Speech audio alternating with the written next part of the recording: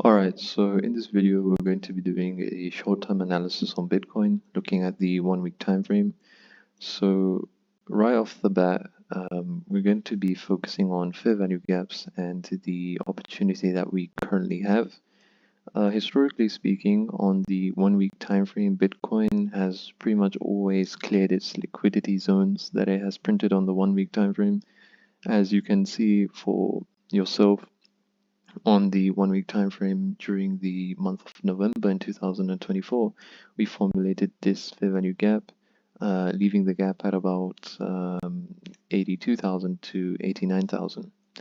And about, you could say roughly, so about 3 months later, we then cleared that liquidity zone, pretty much allowing many people to short on Bitcoin and make quick short-term return.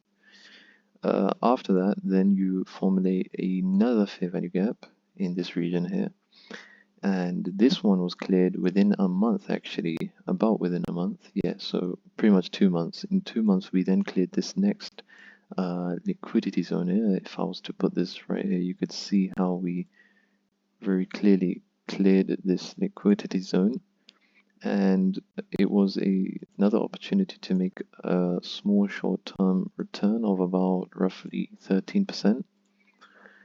And now the current time, right now during this time, Bitcoin is no different than from what it has done previously.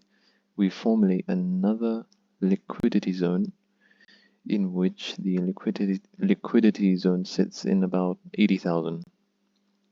And we still haven't reached that target yet,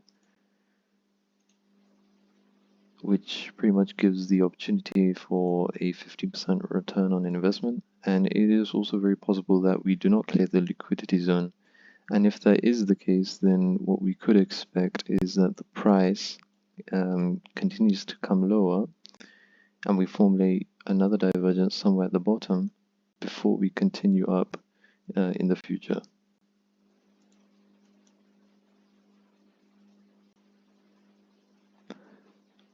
Now, if we compare this to historical prices, then what we could expect is, so if we look at history, either we're currently in this area, right?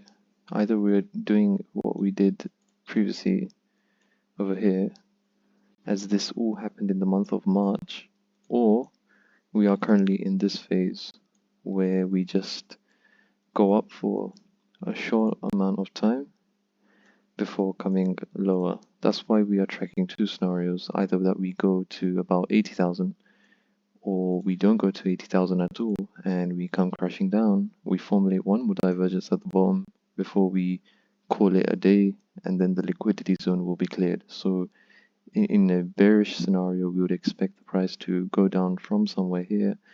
It could come anywhere low to 40,000 to 50,000, and then from there you could formulate a divergence, and the price should, from that point onwards, really only go up